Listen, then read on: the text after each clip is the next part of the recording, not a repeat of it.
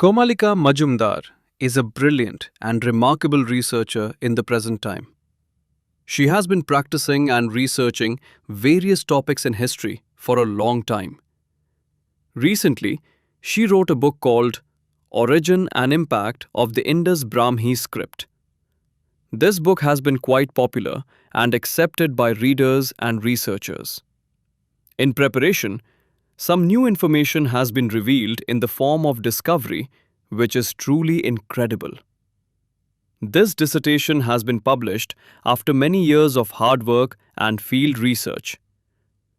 Presently, the principal and editor of Ramakrishna Mutt and Ramakrishna Mission, Bangladesh, Dhaka, Swami Purnatanandar Sneh and Ashirvad Dhanya, wrote a remarkable introduction to this researcher's book.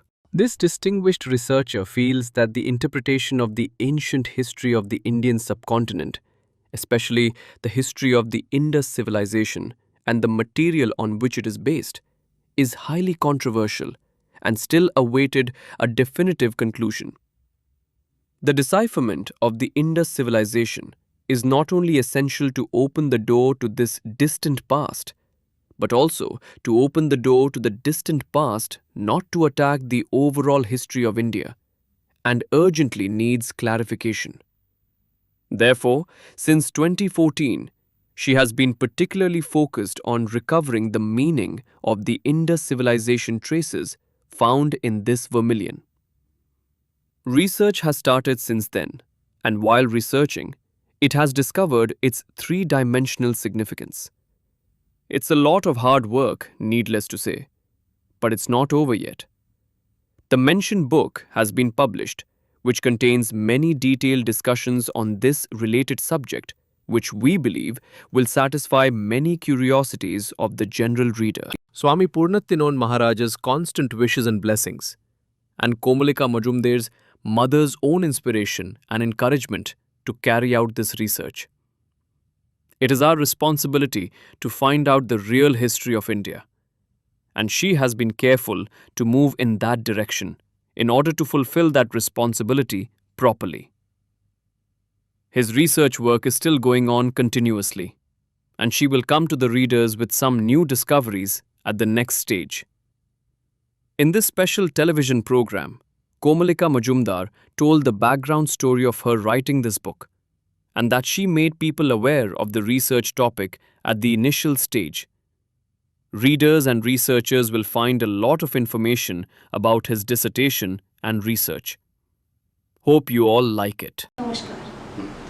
প্রথমত এই বিষয়টি নতুন বিষয় কিছু নয়, এটা গত 100 বছর ধরে এটা নিয়ে সারা পৃথিবী জুড়ে বহু পণ্ডিত এবং বহু গবেষক এই সিন্ধু সভ্যতার লিপি পুনরুদ্ধারের জন্য, পাঠোদ্ধারের জন্য এবং এটা ঠিকভাবে অর্থোদ্ধারের জন্য বহু চেষ্টা করেছে, এবং এটি একটি বহু আকাঙ্ক্ষিত, বহু চর্চিত এবং এখন একেবারে বিতর্কিত বিষয় হয়ে দাঁড়িয়েছে।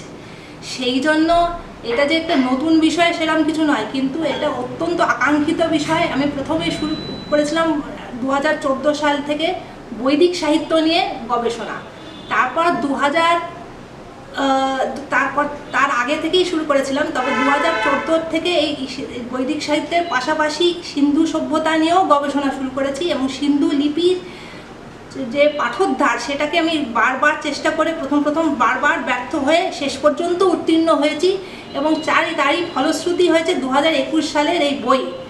এবং তার পেছনে শুধু যে আমি তো যা করেছি তার পেছনে কলকাতা বিশ্ববিদ্যালয়ে যাকে আমার স্নাতকোত্তর সহ আমার সমস্ত অধ্যাপক অধ্যাপিকা যারা আমাকে পড়িয়েছেন, যারা আমাকে যে ব্রাহ্মী লিপি, খরষ্ঠী লিপি এগুলোর সাথে পরিচিতি করিয়েছেন, তাদের কাছে আমি অত্যন্ত ঋণী এবং কৃতজ্ঞ। এবং সর্বোপরি স্কুল জীবন থেকে এখন যিনি রামকৃষ্ণ মঠ এবং রামকৃষ্ণ মিশন ঢাকা অধ্যক্ষ, এখন বর্তমান অধ্যক্ষ স্বামী পূর্ণাত্মানন্দ, উনি আমাকে স্কুল জীবন থেকে এই বিষয়ে অত্যন্ত অনুপ্রেরণা এবং খুবই উৎসাহ দিয়েছেন। এই ভারতবর্ষের ইতিহাস, প্রাচীন ভারতবর্ষের ইতিহাসকে যথার্থভাবে মূল্যায়ন এবং তার উদ্ধার করতে হবে।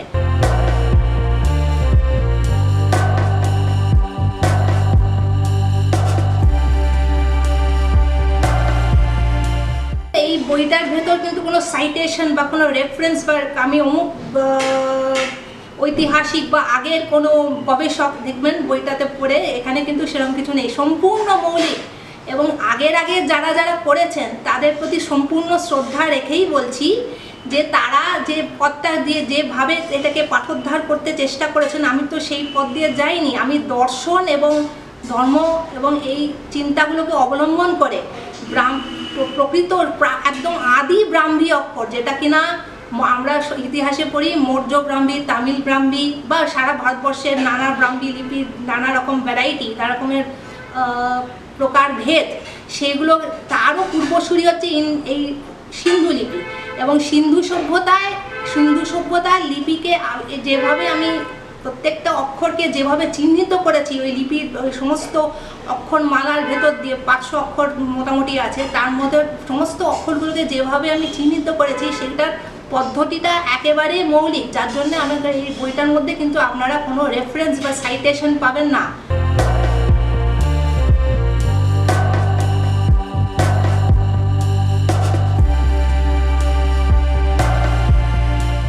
এই সিন্ধু সভ্যতার লিপি নিয়ে কথা হচ্ছে। সিন্ধু সভ্যতার লিপি এই ধরুন যেটা 500-600টা বেসিক সিল বা মূল যে চিহ্ন, সে 500-600টা মতো আছে। এই 500-600 থেকে আমি একটা বর্ণমালার সংস্কৃত বর্ণমালা প্রথম থেকেই ধরে নিইনি, কিন্তু দেখা যাচ্ছে এটা সংস্কৃত বর্ণমালাই। যাই হোক, 50টা বর্ণমালা বা 50টা অক্ষর দিয়ে গঠিত যে সংস্কৃত বর্ণমালা, তার যে স্বরবর্ণ এবং ব্যঞ্জনবর্ণ সবকটাকে আমি যেভাবে চিহ্নিত করেছি 500টা চিহ্নর ভেতর থেকে, সেই পদ্ধতিটা আমি বলতে পারি। সেই পদ্ধতি হচ্ছে বিভিন্ন অন্যান্য যেসব প্রাচীন লিপি, যেমন খরষ্টি, অ্যারামিক, গ্রিক বা এই ধরনের যেসব লিপি, মৌর্য ব্রাহ্মী, যেগুলো পরবর্তীকালের লিপি হলেও প্রাচীন লিপি, সেইগুলোর সাথে ভাবগত এবং আক্ষরিক কোথায় কোথায় মিল, সাদৃশ্য এবং কোথায় কোথায় বৈসাদৃশ্য, সেগুলোকে নানাভাবে বিচার করে সেই পরিপ্রেক্ষিতে প্রত্যেকটা অক্ষরের আকৃতি আমি নির্ধারণ করেছি। এবার এই অক্ষরগুলোকে যেই পেয়ে গেলাম, এবার এগুলোর প্রত্যেকটি অক্ষরকে প্রত্যেকটা চিহ্নের মধ্যে আমি চিহ্নিত করেছি। চিহ্নিত করে প্রত্যেকটা অক্ষরের সমাবেশে যে একটা ধরুন একটা মৎস্যের ছবি, বিখ্যাত ইন্ডাস সিন্ধু লিপিতে মৎস্যের ছবি বারবার এসেছে, ফিশ ফিগার। এগুলো কিন্তু এই ফিশ ফিগারের উদাহরণটাই দিচ্ছি। এই মৎস্য কিন্তু আসলে অনেকগুলো অক্ষরের সমষ্টি এবং অনেকগুলো অক্ষর একসাথে এমনভাবে সন্নিবেশিত হয়েছে, এমনভাবে জোড়া হয়েছে প্রত্যেকটা লিপির ভেতর, যে প্রত্যেকটা অক্ষরে অক্ষরে মিল হয় শব্দ, এবং শব্দে মিল হয় অত্যন্ত ভালো, মানে বড় বড় বাক্য তৈরি হয়েছে, যেগুলো অত্যন্ত প্রাসঙ্গিক এবং ইতিহাস গবেষণা এবং ইতিহাস বের করে নেওয়ার পক্ষে অত্যন্ত মূল্যবান।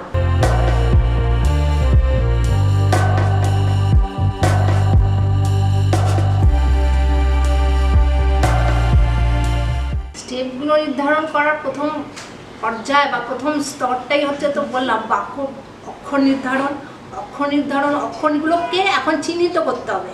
একটা ছবি, ধরুন একটা মৎস্যের ছবিটা খুব কমন, খুব সাধারণ ছবি, ইংরেজিতে বারবার এসেছে ফিরে।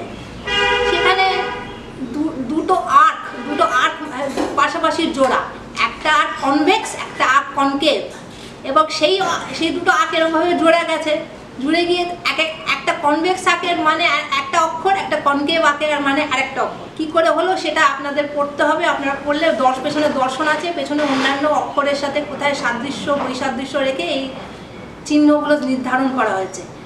সেই অক্ষরগুলোকে যদি আপনি একসাথে জোড়েন, তাহলে যেটা বললাম একটা শব্দ হবে। শব্দগুলো অর্থবাহী বাক্য হচ্ছে কিনা সেইগুলো দেখতে গেলে আপনি একটা অদ্ভুত জিনিস দেখবে। সমস্ত লিপির ভেতর, সমস্ত চিহ্নের ভেতর, সমস্ত যতগুলো লিপি উদ্ধার করেছি, অন্তত 173টা চিহ্নের এই টেক্সচুয়াল ডিসাইফারমেন্ট যাকে বলে, পাঠোদ্ধার, মানে পাঠোদ্ধার হয়েছে সেটা কিন্তু সবই এই বইতে অন্তত যতটুকু দেওয়া আছে সবগুলি একই জিনিস বারবার রিপিট করছে, অর্থাৎ বক্তব্য মোটামুটি সবই অক্ষরগুলোর একইভাবেই বলা হচ্ছে, কিন্তু হয়তো কোথাও কোথাও বেশি বর্ণনা আছে, বেশি ডেসক্রিপশনটা বেশি আছে, কোথাও কোথাও ভাষাটা অন্যরকম হয়ে গেছে, এরকম হতে পারে। কিন্তু মূল যে কাঠামো, এই দেখবেন সমস্ত লিপির ভেতর, সমস্ত অক্ষরগুলোর ভেতর, সমস্ত চিহ্নের ভেতর যেসব বাক্য তৈরি হচ্ছে সবগুলোর কিন্তু এক ধরনের বক্তব্যই দেখানো হচ্ছে, এবং সেটা একটা খুব বড় প্রমাণ যে এখানে মোটামুটি একই জিনিসই বারবার একই ধরনের কাঠামোর ভেতরেই নানা জিনিস বলা হচ্ছে। কাঠামোটা কিন্তু সব ইয়েতে এক, বক্তব্যের কাঠামো।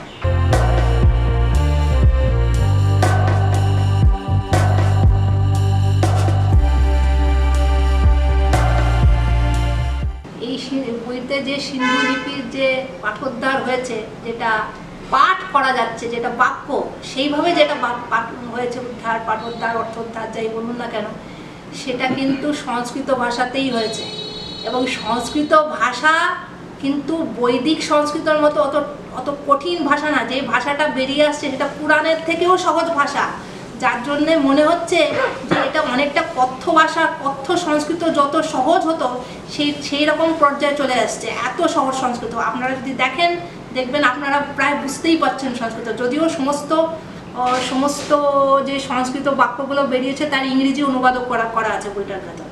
সুতরাং সেইটা নিয়ে সমস্যা নেই। কিন্তু আপনি যদি বলেন সংস্কৃত তো আছে, সংস্কৃত তো পরে গিয়ে পরবর্তীকালে প্রাচীন ভারতে সংস্কৃত আমার তো মনে হয় এর থেকে আরও চলেছে, এবং গুপ্ত যুগে তো তার অনেক খুবই ফ্লাওয়ারিং হয়েছে। তো সুতরাং সংস্কৃত ভাষাটা তো ছিল, কিন্তু স্ক্রিপ্ট যেটা বলছেন, লিপি যেটা বলছেন, ইন্ডাস স্ক্রিপ্ট,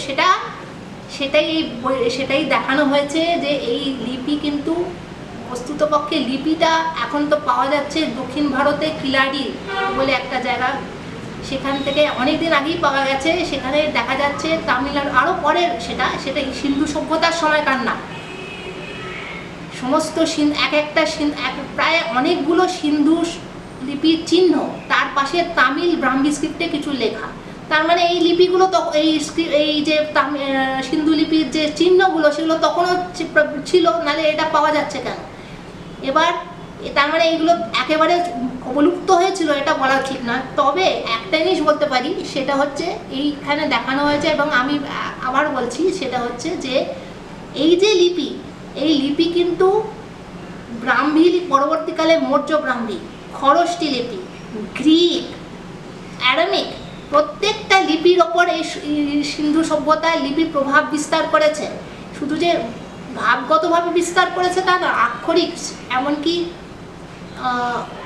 যে স্টাইল অফ রাইটিং, যেটা বলতে পারি যে অক্ষরের যেভাবে দেখতে, যে অক্ষরগুলো যেরকমভাবে দেখতে আকৃতিগত মিল, সেভাবেও অনেক জায়গায় আমরা দেখতে পাই এই সিন্ধু লিপি কিন্তু এইসব পরবর্তীকালের অক্ষরগুলোর উপর, হয়তো সেটা পরবর্তীকালে পাওয়া যাচ্ছে না সিন্ধু লিপি, কিন্তু এই অক্ষরগুলোর মাধ্যমে, এই নানা স্ক্রিপ্ট, নানা লিপি, নানা অক্ষরের মাধ্যমে তার ভাবগুলো সে ছড়িয়ে দিয়েছে, তার আকৃতিগুলো তার এইসব লিপির তার দ্বারা প্রভাবিত হয়েছে।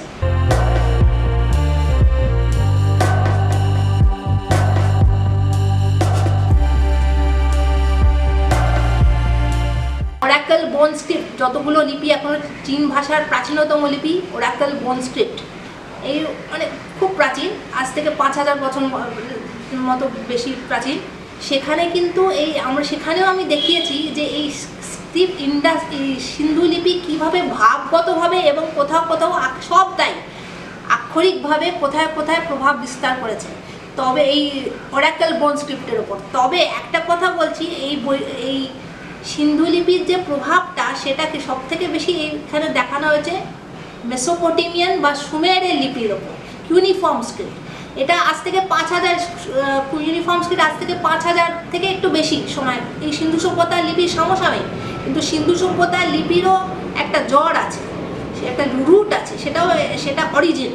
সেটাও দেখানো হয়েছে। আবার সিন্ধু সভ্যতার সমসাময়িক যে মেসোপোটেমিয়া, সেখানে গিয়ে সিন্ধু লিপি তার অক্ষর এবং ভাব দিয়ে কীভাবে এসব লিপির ওপর প্রভাব বিস্তার করেছে তার প্রমাণ দেখানো হয়েছে। যেমন দার্শনিক প্রভাব বিস্তার করেছে, যেমন ধর্মের ওপর প্রভাব বিস্তার করেছে এই লিপির মাধ্যমে, কিন্তু লিপি এবং লিপির বিষয়বস্তুর মাধ্যমে, তেমনি কিন্তু অক্ষরের আকৃতির মাধ্যমেও বহু জায়গায় প্রভাব বিস্তার করেছে।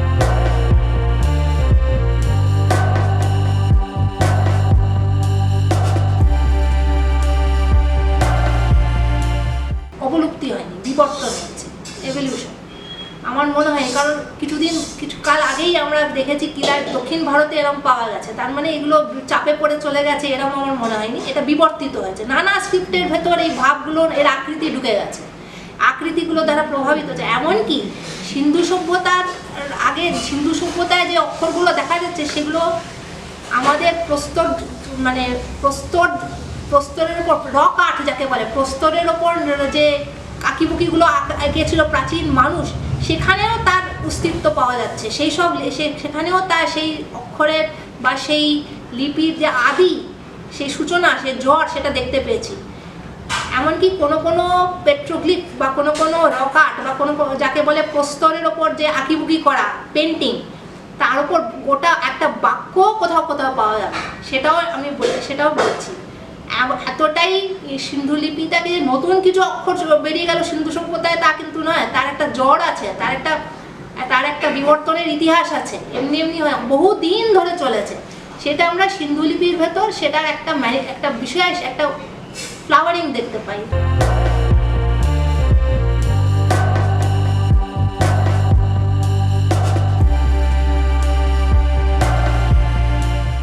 সব থেকে বেশি প্রভাবিত করেছে আমাকে অনুপ্রেরণা জেগেছে আমার মা যদি আমাকে সহায়তা না করতেন এবং আমাকে উৎসাহ অনুপ্রেরণা না দিতেন প্রথম থেকে, স্কুল জীবন থেকে, এই সিন্ধু লিপি আমি পাঠোদ্ধার করতে পারতাম কিনা আমি জানি না। তিনি আমাকে শুধু যে বৌদ্ধিক সহায়তা করেছেন না, তিনি আমাকে বইয়ের ব্যাপারে আক্ষরিকভাবে সহায়তা করেছেন, মানে নানাভাবে সহায়ক করেছেন, নানাভাবে আলোচনা করেছেন আমার সাথে। আমি যেটা বলছি সেটাকে নানাভাবে চিন্তা করেছেন, যে আমি এটা এই জন্য বলছি যে একজন ইতিহাসের লোক নন, এরকম লোক তাকে আমি যদি বলি তাহলে তিনি এটাকে কিভাবে বুঝবেন নেবেন, সেটাকে আমি পরীক্ষা করবার জন্যও ওনাকে বলেছি। সেটাও আমার কাছে খুবই দরকার ছিল এবং তিনি আমার খুবই সহায় হয়েছেন। সেই জন্য আমি দিদির কথাও বলছি, তিনিও আমাকে অত্যন্ত আমার সহায়ক হয়েছেন। শুধু তাই নয়, তিনি আমাকে অনুপ্রেরণা দিয়েছেন, একইভাবেই অনুপ্রেরণা দিয়েছেন এবং আমাকে কখনোই তিনি প্রশ্ন করেননি যে তুমি এইসব ফেলে কী করছো, এই প্রশ্ন করেন। সবসময় আমাকে এই সিন্ধু লিপি বা এ ধরনের এক মৌলিক গবেষণা, যেটা সাধারণভাবে পাঠ্য ইতিহাসের যে ধারা, ইতিহাসের যেগুলো পড়ানো হয় তার বাইরে একটা চিন্তা করা বা তার বাইরে গিয়ে একটা অন্যরকম পথে যাওয়া, সেটাতে তিনি কখনোই কোনো প্রশ্নও করেননি, বাধা দেননি।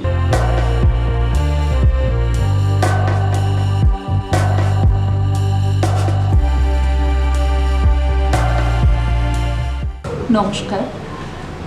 হ্যাঁ, আমার মেয়ে, আমার কন্যা, তাকে তো আমি একেবারে সেই ছোটোবেলা থেকেই দেখে আসছি। তো প্রথম থেকেই লক্ষ্য করেছি ওর স্কুল জীবন থেকেই যে ইতিহাস হচ্ছে ওর খুব প্রিয় বিষয়।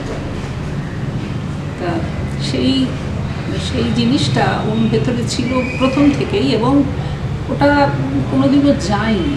ও যখন স্কুল পাশ করে বেরোলো তখনও পর্যন্ত ওর ইতিহাস হচ্ছে সব থেকে ওর একটা প্যাশন বলুন, কিছু যাই বলুন আপনারা, সেই রকম। তা ও তখন ইতিহাস নিয়েই পড়াশোনা করলো এবং শেষ পর্যন্ত যখন স্নাতকোত্তর পর্যায়ে এলো, সেখানে এসে ও ঠিক করলো যে ও গবেষণা করবে। ও চাকরি সাধারণত মানুষ যা করে থাকে সাধারণত সেই পথে ও যাবে না, ও নিজের মতো করে গবেষণা করবে এবং ওর অনেক মৌলিক চিন্তা, সেগুলো আমি লক্ষ্য করেছিলাম যে অল্প বয়স থেকেই ওর ছিল। আমি ওর স্বাধীন চিন্তায় বা মৌলিক চিন্তায় কখনোই কোনো বাধা দিইনি। তবে হ্যাঁ, আমার সঙ্গে ও আরেকটু বড় হওয়ার পরে যখন আমিও ওর যে সাবজেক্ট, ওর বিষয়টা ইতিহাস, সেটা আমি ওর উৎসাহ দেখে আমিও উৎসাহিত হয়ে সেই ইতিহাস সম্বন্ধে আমার আগ্রহ বাড়তে লাগলো এবং আমিও পড়তে থাকলাম এবং ওর সঙ্গে কথাবার্তা হতে লাগলো। সেই করতে করতে অনেক আলোচনা ইত্যাদি সব হতো, মতান্তরও হতো, মতান্তরও হতো, কিন্তু তা হলেও আমি ওর স্বাধীন চিন্তাতে কখনোই কোনো বাধা দিইনি। সবসময় এইটাই বলে এসেছি যে যা করবে সেটা যুক্তিসঙ্গত যেন হয়, আর সবসময় খেয়াল রাখবে যে সত্যের অনুসন্ধানটাই হচ্ছে আসল জিনিস। ইতিহাস আমাদের সত্যের সামনে দাঁড় করিয়ে দেয়, সেই জন্য কোনো রকম পক্ষপাতিত্ব না রেখে কোনো সমস্ত প্রকার প্রভাব থেকে মুক্ত হয়ে তুমি একটা খোলা মন নিয়ে তুমি ইতিহাসকে দেখতে শেখো, তাকে সেই নিয়ে তুমি পড়াশোনা করো, সব কিছু করো, কিন্তু এই ব্যাপারটা মনে রেখো যে সত্য লাভই কিন্তু উদ্দেশ্য, যতটা সম্ভব মানুষের পক্ষে যতটা সম্ভব। তা শেষ পর্যন্ত তো এখন শুনলেনি আপনারা যে ও বৈদিক সাহিত্য নিয়ে শুরু করেছিল, বৈদিক সাহিত্য নিয়ে কিছু কিছু লেখা লিখে সেগুলো পাবলিশড হয়েছিল, এবং তারপরে এখন শেষ পর্যন্ত গিয়ে ও এই সিন্ধু লিপিতে গিয়ে এখন পুরো ব্যাপারটা সিন্ধু লিপিতে দাঁড়িয়েছে গিয়ে। তো এই সিন্ধু লিপি নিয়ে যে কাজও করলো, এইটি করতে ওর নিশ্চয়ই যথেষ্ট মাথা খাটাতে হয়েছে, যথেষ্ট চিন্তা ভাবনা করতে হয়েছে, এবং একমাত্র আমার সঙ্গেই ওর যা কিছু আলোচনা করত। আমি কিন্তু এই সাবজেক্টের লোক নই, কিন্তু তা সত্ত্বেও এবং নিশ্চয়ই ও তাতে স্যাটিসফাইডই হতো, কারণ আবার দেখতাম আমার সঙ্গেই আলোচনা করতে এগিয়ে আসছে। নমস্কার, আমি রুমেনা, আর আমার ছোট বোন বড় আদরের কমলিকা। ছোটবেলা থেকেই ওকে আমি দেখেছি, ও একটু অন্যরকম ছিল। সাধারণ বাচ্চারা যেরকম হয় যে ছটফটে, দুষ্টু, কথা শোনে না, সেরকম না। ও খুবই রিজার্ভ, খুবই সুন্দর, খুব মার্জিত, পরিচালিত ওর আচরণ ছিল, যার জন্য ছোটোবেলা থেকে ও ভীষণ প্রিয় ছিল, প্রত্যেকেরই খুব প্রিয়। আর ছোটোবেলা থেকে আমি ওর দেখেছি একটা ইতিহাস, প্রাচীন জিনিসের ওপর বিশাল টান, বিশাল ওর আকর্ষণ ছিল। সেই আকর্ষণকেই ও ক্রমশ আমি দেখেছি, ও যত বড় হয়েছে ক্রমশ সেই আকর্ষণ বাড়তে গেছে, কমেনি, বরঞ্চ দিনে দিনে আরও উন্নত হয়েছে, যার জন্য ও ভবিষ্যতে যখন উচ্চশিক্ষায় গেল তখন সেই আকর্ষণের জন্যই ও প্রাচীন ইতিহাস নিয়ে পড়াশুনো করল, এবং পড়াশুনো করে তার ফলশ্রুতি আজকে আমরা হাতে পাচ্ছি একটা অমূল্য গ্রন্থ, বই, যেটা একটা সাধারণ মানুষের মনেও বিস্ময় সৃষ্টি করবে যে কী ছিল আর কি হয়েছে। আমি একজন খুব সাধারণ মানুষ, আমি ইতিহাস বুঝি না, সাধারণ মানুষ হিসেবে যেটুকুনি জানি সেটুকুনি, কিন্তু আজকে ওই বইটা পড়ে আমার মনে যে জিজ্ঞাসা তৈরি হয়েছে যে জিনিস কী ছিল, সিন্ধু লিপি কী ছিল, বা তারও আগে কী ছিল, লিপি কী, এই যে সমস্ত কথা আজকে আমার মনে, আমি একটু সাধারণ মানুষের মনে যদি ও একটা বিস্ময় তৈরি করতে পারে, জানবার ইচ্ছা তৈরি করতে পারে, তাহলে আমি আশা করছি, আমার ভগবানের কাছে প্রার্থনা যে সাধারণ যারা পাঠক পাঠিকা যারা থাকবেন সারা দেশে, সারা জায়গায়, সবাই, আমার মনে হয় ও সবাইকার মন জয় করে নিতে পারবে।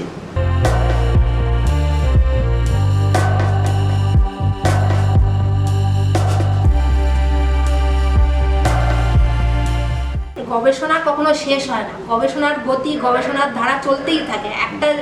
একটা পেলে তার থেকে আরও গভীরে, আরও উন্নত, আরও চিন্তা, সেটা তো হবেই, সেটাই তো প্রকৃতির নিয়ম, সেরকমই তো হবে। সেজন্যে আমি সেটা অবশ্যই আপনি সত্য বলেছেন এবং ঠিক বলেছেন, সে বিষয়ে কোনো সন্দেহ নেই।